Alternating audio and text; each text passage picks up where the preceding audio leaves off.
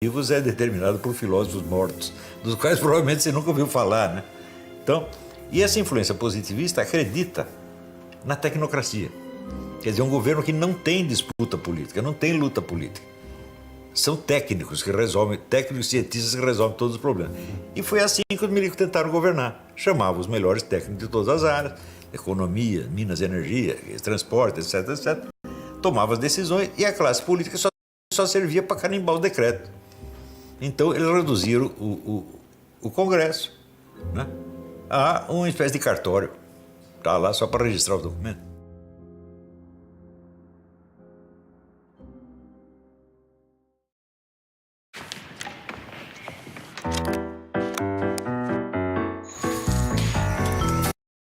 Olá, queridos, sejam bem-vindos ao canal Notícias da Hora. Se você não é inscrito, eu quero pedir a você que, por favor, se inscreva no canal.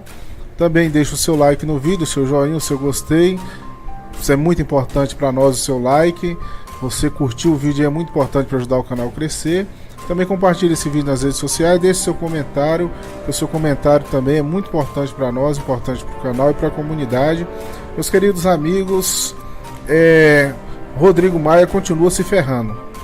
E eu quero deixar aqui para vocês uma análise precisa do nosso amigo Caio Coppola, dos verdadeiros planos, as verdadeiras intenções, aquilo que está por trás, a farsa por trás do chororô de Rodrigo Maia e dos ataques deles ao presidente Jair Bolsonaro.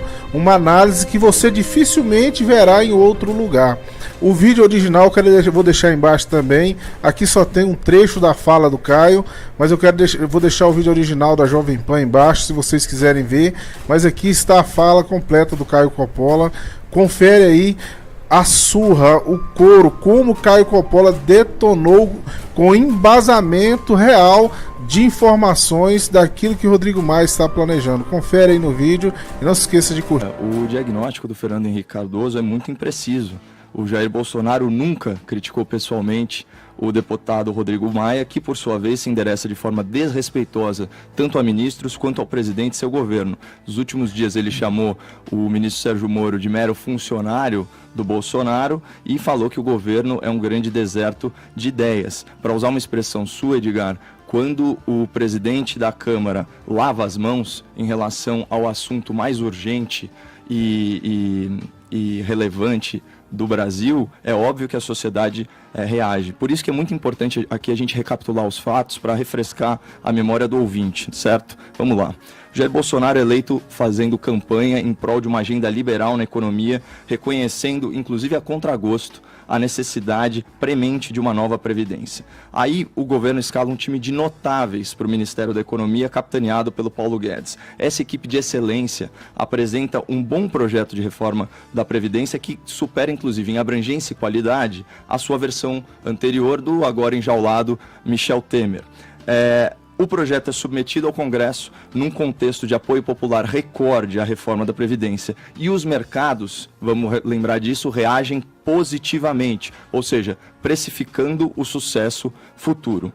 Esse era o quadro.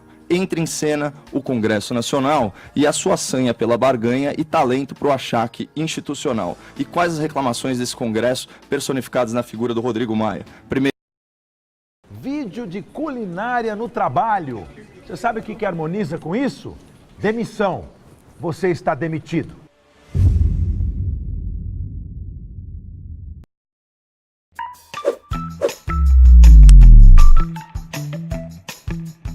Você está pensando em investir agora? Então uma coisa você precisa saber: guardar dinheiro na poupança não é investir. Investir é fazer o seu dinheiro virar mais dinheiro. Você pode empreender, comprar um imóvel ou, no caso da Isinvest, investir em um título. Você quer saber como seu dinheiro rende aqui na Isinvest? Então clica nos vídeos aqui do lado ou continua na nossa playlist para saber mais.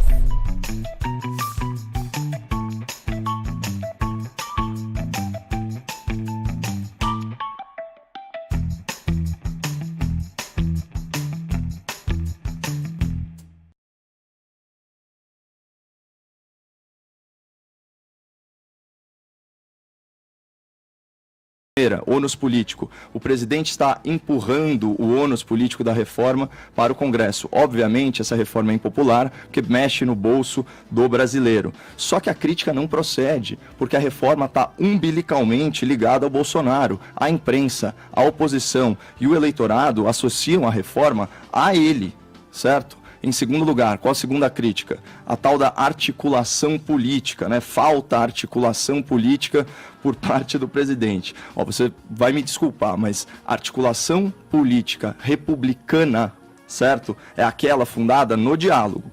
Ela objetiva o quê? Esclarecimento e aprimoramento do texto legal. A articulação política baseada na concessão de vantagens em troca do voto do parlamentar, isso aí tem outros nomes. E a gente precisa resolver se nós, enquanto sociedade, a gente quer a volta do toma lá da cá. Se a gente quer a volta da distribuição de cargos no governo e nas estatais. Se a gente quer, inclusive, a compra de apoio político em espécie, em dinheiro vivo, como era o método no caso do mensalão.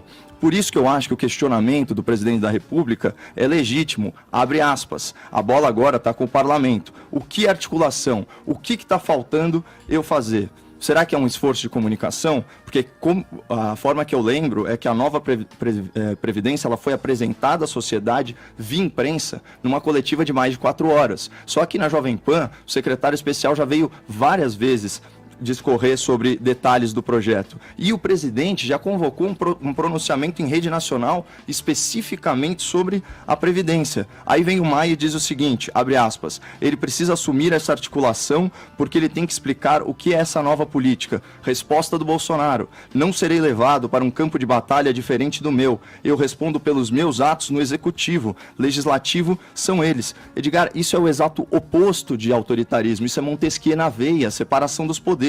E a gente percebe que em nenhum momento, o Maia define o que é a articulação para ele, política para ele. Então fica esse tema, esse termo, na verdade, abstrato e obscuro.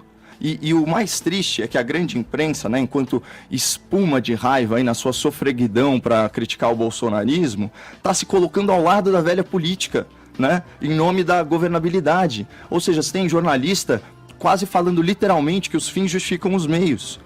E tem um outro detalhe também que a gente não pode esquecer. O Rodrigo Maia é um cara que já teve planos, inclusive, para ocupar a presidência da República. Claro, ninguém deve ter distinguido para ele a diferença essencial entre planos, sonhos e delírios, né? Delírios de grandeza. E aí pessoal, meu nome é Paulo Avian, eu sou diretor de estratégia aqui na Isinvest e hoje eu vou contar 10 fatos curiosos sobre a nossa empresa. Vamos lá!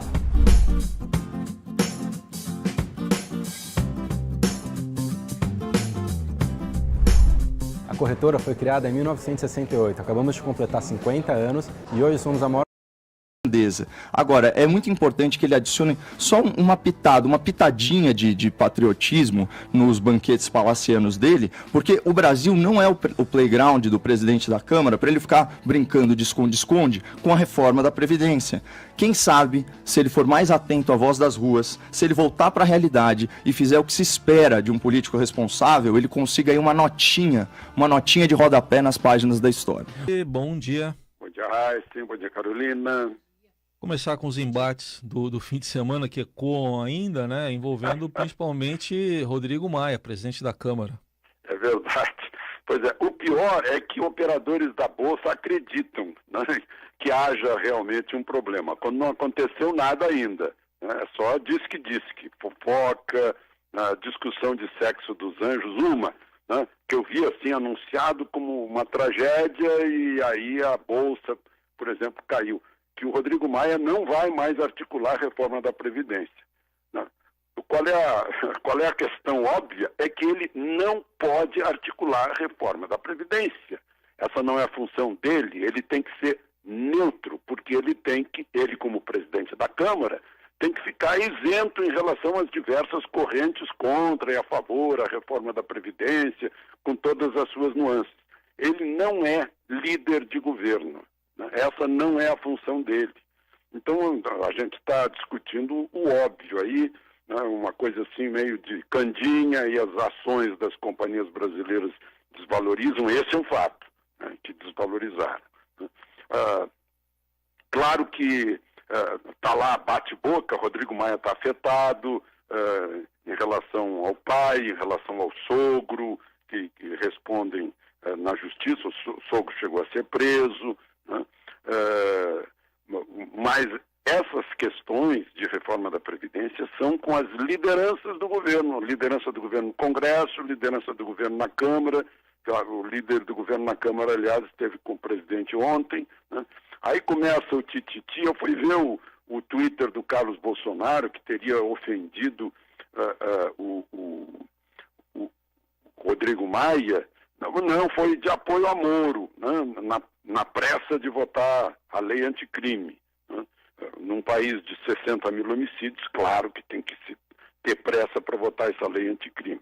Aí eu fico imaginando assim, puxa, tem gente que é contra combater o crime, que é a mesma gente que é a favor de libertar criminoso. Está acontecendo um monte de coisa esquisita nesse país que a gente acaba botando os 4 pés atrás, né, ao receber uma informação. Saber se é ou não é. Agora mesmo eu li que o sujeito desconfia, um deputado que desconfia, o outro pensa que. Aí eu fico, que deu fato. Onde é que está o fato que é a notícia? Não tem, né? Então tá muito difícil nesse momento aqui, porque o embate real se dá entre os contra e a favor.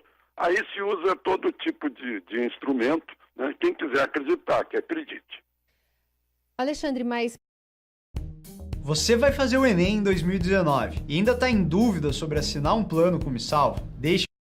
por exemplo, quando o presidente da Câmara, Rodrigo Maia, fala sobre deserto de ideias, né, atribuindo ao governo, ou ainda fala que não dá para governar pelo Twitter, alguma coisa assim, não deixa de ser um ataque direto ao presidente. Agora, até que ponto isso pode atrapalhar de fato ou não o andamento da reforma da Previdência lá no Congresso?